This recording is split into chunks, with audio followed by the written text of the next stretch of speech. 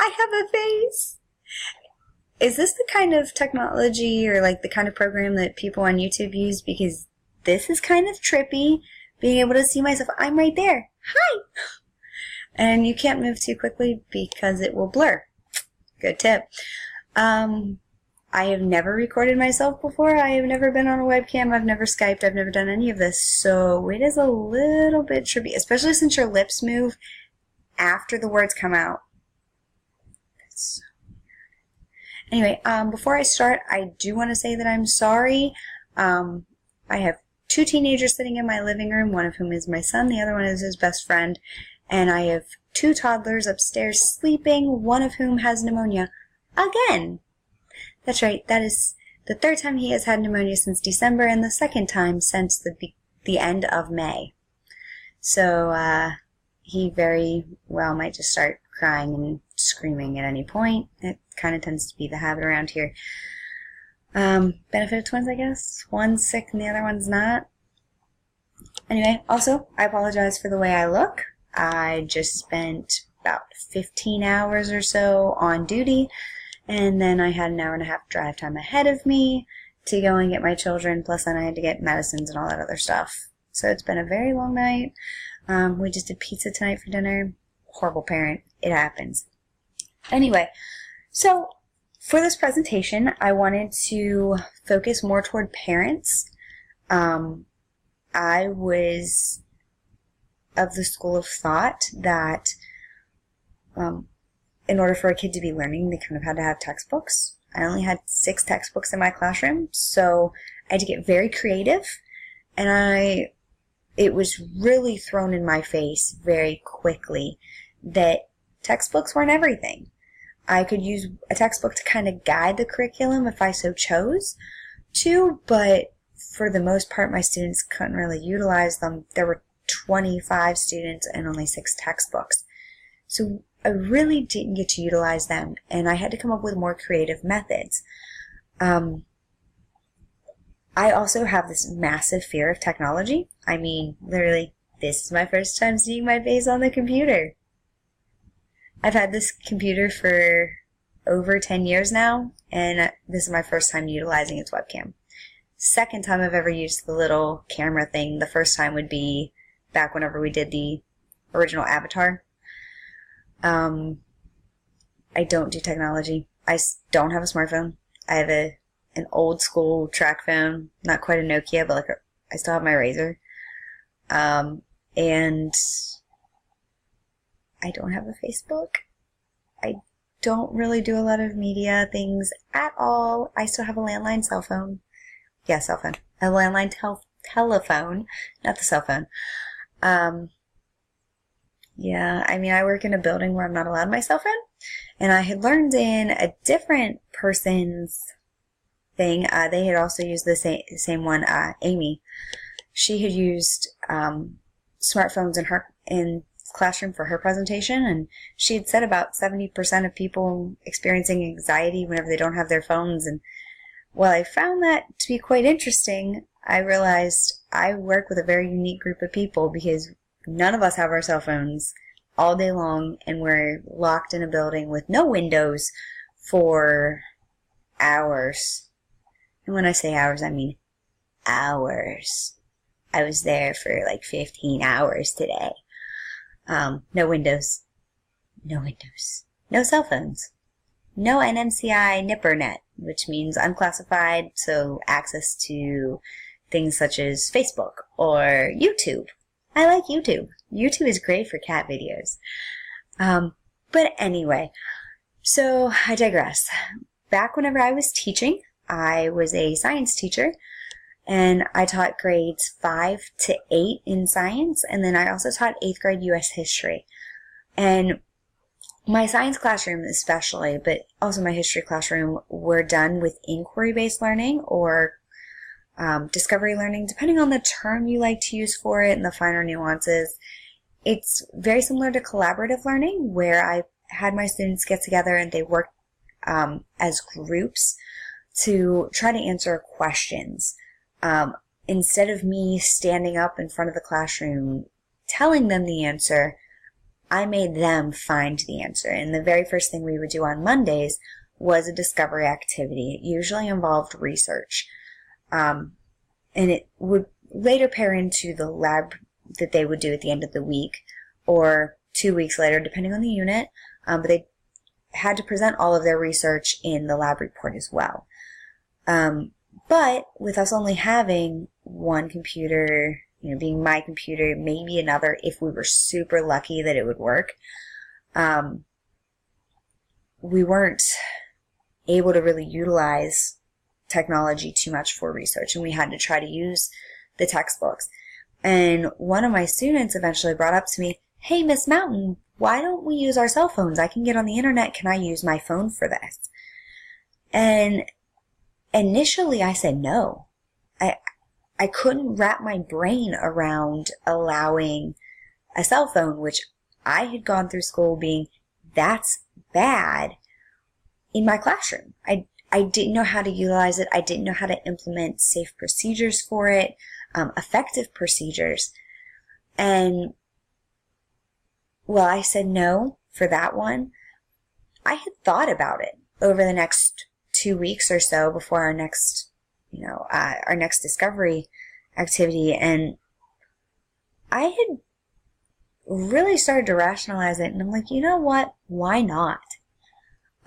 We had a 0 cell phone tolerance in place, but I brought it up to the parent liaison. Our principal was very, very MIA, like he was never around. But I brought it up to the parent liaison, and I was like, "Hey, Mr. Crum, I'm going to have them use their cell phones for research." And the only person who really seemed to have a problem with it, besides the principal after he found out way later, was one of the parents. Now, I didn't see parents very often. I had the same kids for year after year after year. I saw 3, maybe, parents total. One of them had a problem with it. So for me, this presentation would be for me giving it to her, not just her, but any parent who disagrees, or any parent who is like me, who didn't feel like cell phones had a place in school. So with the mobile learning effects on the classroom, so teachers have been surveyed for a very long time with this. We know things that, such as the population has about 80% of people have smartphones, 70% of kids have it on their own. And 84% of teachers will have their students work independently online. So I utilized this, but I adapted it with more cooperative learning. And technology, or teachers use technology for learning goals 91% of the time. So with schools moving toward more one-to-one, I think is the appropriate term for it, technology is being implemented more and more into learning goals, and teachers are using the curriculum or the web as a curriculum resource. They're using the online website or resources that are used, through the departments of education, and their online resources. They're using things like this application to do their presentations. I think that's pretty nifty. I mean, kids know how to use this. If this is the thing that they're using for YouTube, they know how to use this. Why not utilize that in the classroom? Because this is the coolest thing I've probably ever done. I can see my face on the screen. Okay. Teachers say that online exploration is important, and I truly believe that. With me focusing on inquiry-based learning, online exploration became essential to that, so that students could be able to gather that information literally whenever you have the online. I mean, you have the web at your fingertips. You have the world of knowledge around you. Why not be able to get the best information possible? Why focus on the outdated textbook that was, made 15 years ago? And the thing I would really point out to parents is that mobile devices in the classroom do change learning behavior. In searching for information online, students who had a handheld device, a cell phone, their searching for information online actually increased by 9%. The contact with the teachers for questions increased 12%. think about it. How many times whenever you were a kid did you have questions and weren't able to get them answered because you didn't have access to your teacher immediately? Whereas now you can contact your teacher, shoot them a text message, shoot them an email from your cell phone, the little thingy that you have in your hand. Boom, there you go. Students can also get reminders for tests and due dates online. Comes as a text message right to their cell phone. I personally think that would be fantastic to apply to this classroom or to any of our other master's classes. Why not? Getting the reminders is a great way to know when to study, when things are coming due, so you're not missing due dates. My issue.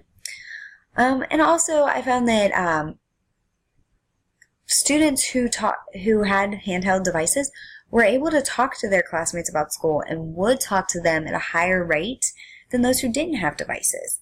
Those who didn't have devices were far more likely to talk to their classmates about other topics vice the educational goals that they had. Sorry. So that pretty much concludes I don't know what that is. There we go. But that pretty much concludes the presentation part of my research. It was pretty cool that I got to do this.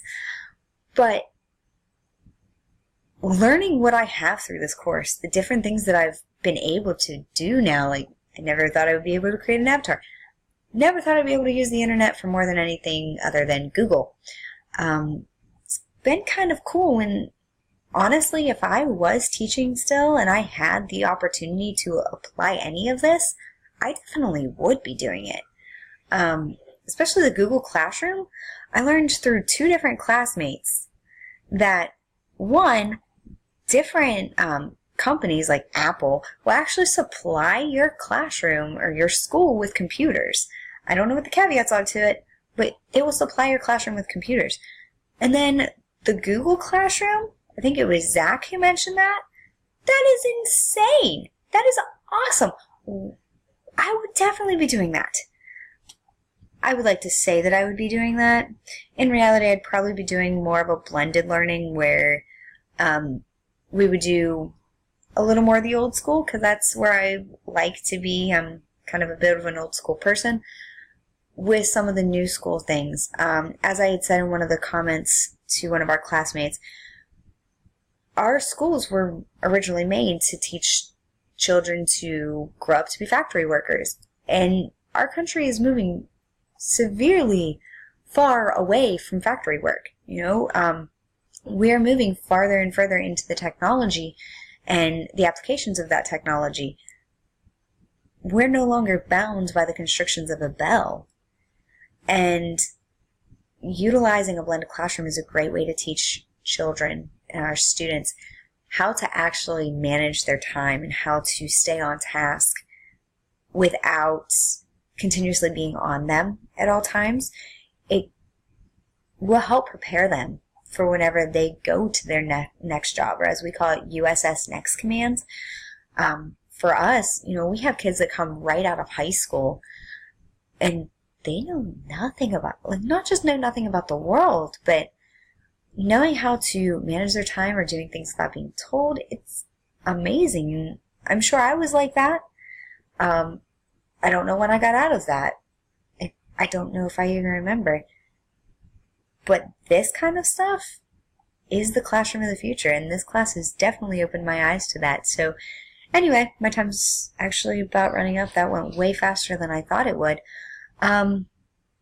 Anyway, thank you for watching. Leave the comments below. Pretend like I'm dropping YouTube. All right.